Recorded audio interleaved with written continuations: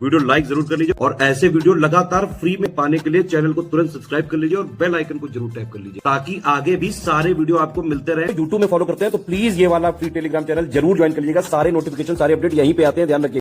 नमस्कार दोस्तों, exam preparation के यूट्यूब चैनल पर आप सभी का स्वागत है। और आज हम लोग स्टार्ट कर रहे हैं जो 50 मोस्ट इम्पॉर्टेंट टॉपिक की सीरीज़ है। इसमें पॉलिटी का सबसे महत्वपूर्ण टॉपिक जो कि है भारतीय संविधान के प्रमुख स्रोत।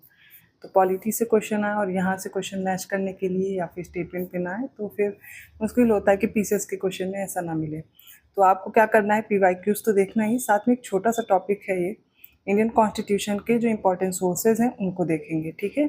इसके साथ ही कुछ और प्रावधान हैं भारतीय संविधान से रिलेटेड और उन पर लोगों द्वारा की गई टिप्पणी है, उनसे भी प्रश्न आते हैं। दोनों लिस्ट एक साथ कवर करेंगे। आई होप आप पूरा वीडियो ध्यान से देखेंगे तो इससे क्वेश्चन गलत नहीं होंगे। अगर आप ये क्लास देख के जाते हैं तो इस टॉपिक से तो क्वेश्चन मेरी गारंटी कि गलत नहीं होंगे, ठीक है। तो वीडियो पूरा ध्यान से देखना है। इसके साथ ही अगर आप न्यू हैं, पहली बार आपने विजिट किया है चैनल पर, तो ये जो 50 मोस्ट इंपॉर्टेंट टॉपिक हैं यूपी पीसीएस के लिए मैंने बताया, सभी एग्जाम्स के लिए इंपॉर्टेंट हैं, आप देख सकते हैं। दोपहर 1 बजे क्लास आती है, रात को 9 बजे मॉक टेस्ट है। करंट अफेयर का भी चल रहा है, 500 टॉप 500 क्वेश्चन करा रही हूँ। वैसे टॉप 1000 क्वेश्चन मुझे जीएस के कराने हैं और फुल लेंथ मॉक टेस्ट होंगे जो कि यूपी पीसीएस प्रीलिम्स के लिए तो इम्पॉर्टेंट है ही, आरओ मेंस टारगेट करने हैं उनके लिए भी इम्पॉर्टेंट है, ठीक है। तो ये तो आपको मैंने इस चैनल पर जो भी इनिशिएटिव्स हैं लॉन्च किए गए हैं वो आप देख सकते हैं। इसके साथ ही जो बच्चे मॉक टेस्ट सॉल्व करना चाहते हैं आप फ्री में मॉक टेस्ट सॉल्व कर सकते हैं। ज्ञान सर एजुकेशन ऐप डाउनलोड करना है, फ्री वीकली टेस्ट वाले सेक्शन पे जाना है। UP PCS, RO, UP triple S C PET, UPSI, इन सभी से रिलेटेड आपको मॉक टेस्ट डेली मिल जाएंगे। उनको सॉल्व कीजिए, अपना स्कोर देखिए और रिवीजन और बेहतर कीजिए। इसके साथ ही जो बच्चे यूपीएसआई की तैयारी कर रहे हैं, प्रैक्टिस बैच भी आपको ज्ञान सर एजुकेशन ऐप में ही मिलेगा मात्र 49 रुपये में। पीसीएस का प्रैक्टिस बैच सिर्फ 99 रुपये में है। और इसी तरह अदर एग्जाम्स के भी देखेंगे तो 49 रुपीज़ में, 49 to 99 में आपको सारे मॉक टेस्ट अवेलेबल कराए गए हैं, प्रैक्टिस बैच, ठीक है। ज्ञान सर डिस्काउंट कूपन कोड है, अप्लाई करेंगे डिस्काउंट मिल जाएगा। तो कोर्स से रिलेटेड छोटी सी इन्फॉर्मेशन मैंने बता दी है, चलिए क्लास स्टार्ट करते हैं। तो भारतीय संविधान के प्रमुख स्रोत में हमें क्या पढ़ना होता है? हमें पढ़ना होता है अगर कोई देश है तो उससे हमने अपने संविधान में कौन कौन से प्रावधान लिए हुए हैं, ये इम्पॉर्टेंट है, ठीक है। तो सबसे पहले ऑस्ट्रेलिया का संविधान दिया गया और ऑस्ट्रेलिया के कॉन्स्टिट्यूशन से हमने क्या लिया है, कनकरेंट लिस्ट जो कि समवर्ती सूची है, ठीक है। व्यापार, वाणिज्य और समागम की स्वतंत्रता और संसद के दोनों सदनों की जो संयुक्त बैठक है। आप सभी को पता है जब विधेयक में कोई कन्फ्लिक्ट होता है तो क्या होता है, राष्ट्रपति ये संयुक्त बैठक बुलाते हैं, ठीक है, इसको आहूत करते हैं। तो ये कहाँ से लिया गया? ऑस्ट्रेलिया से। समवर्ती सूची अर्थात हमारे जो संविधान में 7वीं अनुसूची, उसमें 3 प्रकार की ये सूचियों का उल्लेख किया गया है। समवर्ती सूची ऐसी सूची है जिस पर राज्य और केंद्र दोनों कानून बना सकते हैं। तो ये हमने ऑस्ट्रेलिया से लिया है, याद रहेगा। फिर से एक बार देखिए, समवर्ती सूची है, संयुक्त बैठक है, व्यापार और जो वाणिज्य है इसमें समागम की स्वतंत्रता है, इतना याद रखिएगा। अब जर्मनी का वाइमर संविधान आ जाता है। तो आपातकाल का जो प्रावधान है वो 1935 का जो भारत शासन अधिनियम आया था उससे है, लेकिन इस समय मूल अधिकारों का स्थगन हो जाता है और ये हमने लिया है जर्मनी के वाइमर सिद्धांत से।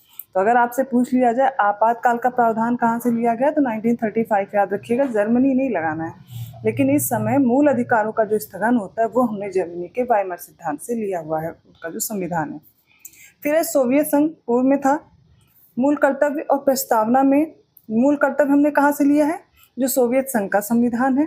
और प्रस्तावना में जो न्याय है, हमारे जो प्रस्तावना उसमें 3 तरह के न्याय का उल्लेख है, सामाजिक, आर्थिक और राजनीतिक, तीनों न्याय याद रखिएगा। इनका जो आदर्श हमने कहाँ से लिया, सोवियत संघ के संविधान से, याद रहेगा। मूल कर्तव्य, प्रस्तावना में न्याय, और न्याय कितने प्रकार का? 3, सामाजिक, आर्थिक और राजनीतिक। फ्रांस के संविधान से हमने गणतंत्रात्मक और प्रस्तावना में स्वतंत्रता लिया है, समता और बंधुता के आदर्श लिए। तो गणतंत्रात्मक और प्रस्तावना में जो स्वतंत्रता दी गई, कितने प्रकार की स्वतंत्रता है? 5 प्रकार की स्वतंत्रता है। तो स्वतंत्रता, समता और बंधुता के जो आदर्श हैं वो हमने फ्रांस के संविधान से लिया है।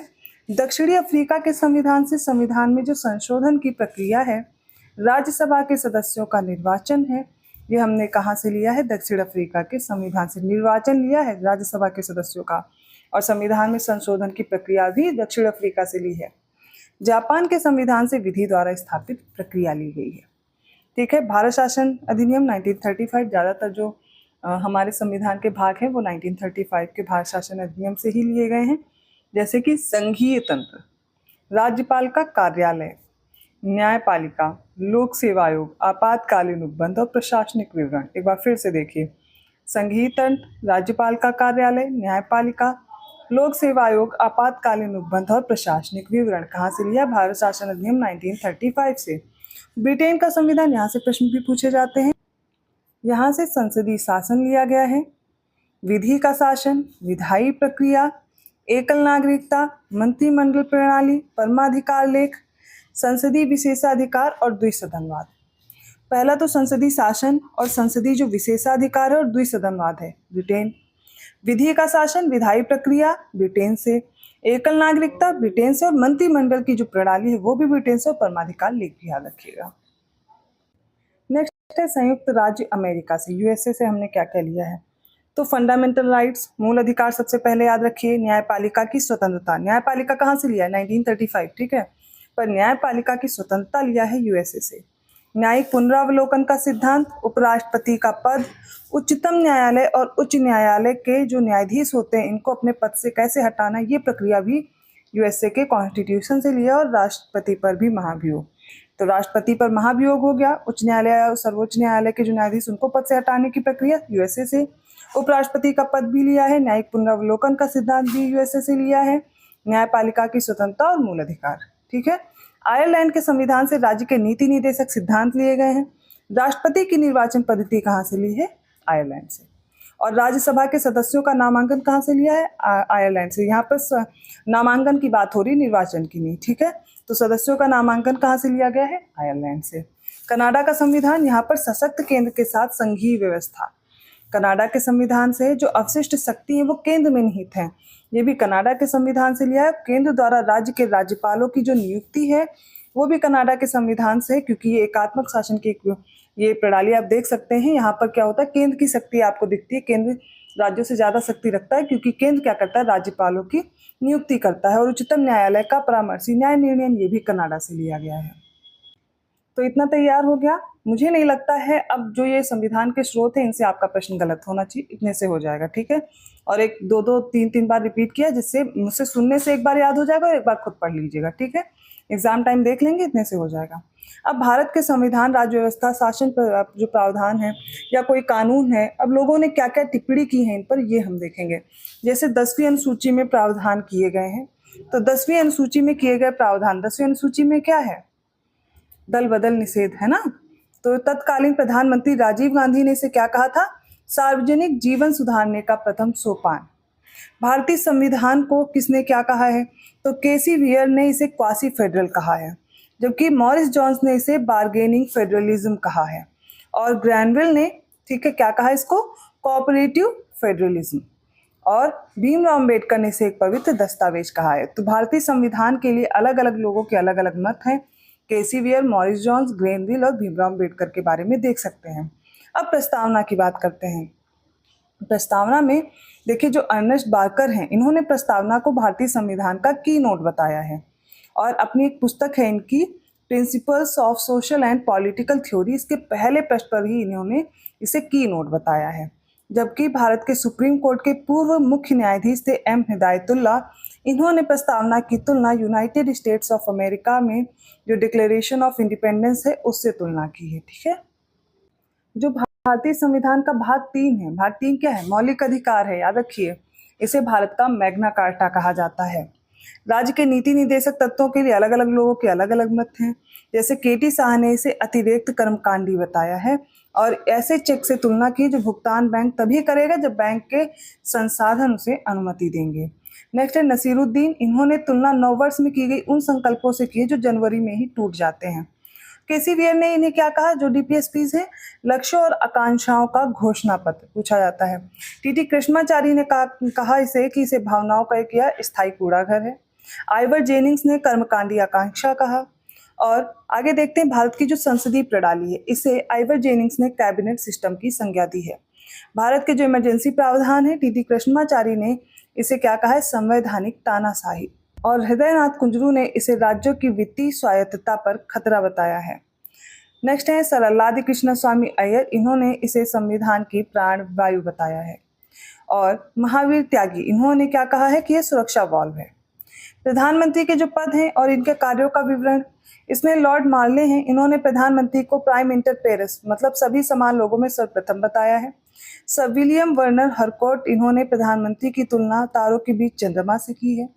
और जो आइवर जेनिंग्स हैं, इन्होंने प्रधानमंत्री को सूर्य के समान माना जिसके चारों ओर सभी ग्रह चक्कर लगाते हैं, जबकि एच.ए. लॉस्की ने प्रधानमंत्री को वो धुरी बताया है जिसके चारों ओर सरकारी मशीन के सभी कलपुर्जे घूमते हैं। अगर राजनीतिक मामलों की समिति की बात की जाए, सभी समितियों में से सर्वाधिक शक्तिशाली या सुपर कैबिनेट इसे कहा जाता है। और जो विपक्षी दल का प्रमुख होता है, इसे आइवर जेनिंग्स ने वैकल्पिक प्रधानमंत्री बताया है। लोकपाल के बारे में गेराल्डी काइडेन ने इसे संस्थागत संस्थानीकृत लोक अंतःकरण का प्रतीक कहा है। तो ऐसा नहीं कि सिर्फ इतने ही फैक्ट्स आपको याद करने हैं, और भी होते हैं, लेकिन ये इंपॉर्टेंट है, ये आप तैयार कीजिए और सोर्सेज आप अच्छे से एक बार पढ़िए। वीडियो को एक ही बार देखना, मैं नहीं कहूँगी बार बार देखिए, बस स्क्रीनशॉट लेना है आपको सोर्सेज के और उसको रिवाइज कर लेना है एग्जाम टाइम में, नहीं भूलेगा, ठीक है। टाइम मिले तो आप वीडियो भी देख सकते हैं। जो 50 मोस्ट इंपॉर्टेंट टॉपिक है, इनको आप स्पीड बढ़ा करके एग्जाम टाइम में रिवाइज कर सकते हैं, यहाँ से आपके काफ़ी क्वेश्चन सॉल्व हो जाएंगे, ठीक है। वीडियो अच्छा लगा तो लाइक करना मत भूलिए। मैं फिर से कहूँगी, अगर अभी तक आपने सब्सक्राइब नहीं किया है तो ज़रूर कर लें इस चैनल को। यहाँ पर आपके हेल्पफुल कुछ न कुछ कंटेंट ऐसे दिए जाते हैं जो एग्जाम टाइम में हेल्प कर ही देते हैं, जैसे कि आपके क्रोनोलॉजिकल क्वेश्चंस हैं और ये स्टेटमेंट वाले क्वेश्चंस हैं, या जो लिस्टिंग्स हैं वो आसानी से तैयार कर सकते हैं। और बहुत लंबा समय आप बड़े बड़े वीडियोस नहीं देखने पड़ते, शॉर्ट वीडियोस के माध्यम से आप काफ़ी टॉपिक कब तैयार कर लेते हैं आपको पता भी नहीं चलता है, ठीक है। तो अगर जरा सा भी हेल्पफुल रहा ये वीडियो तो चैनल को सब्सक्राइब कर लीजिए और लोगों को शेयर भी करते रहिए। पेड कोर्स के लिए डिस्क्रिप्शन बॉक्स में नंबर है, अदरवाइज आपको ज्ञान सर एजुकेशन ऐप डाउनलोड करना है। फ्री इनिशिएटिव्स जो लॉन्च किए गए उनसे भी आप अपनी तैयारी बेहतर कर सकते हैं। धन्यवाद।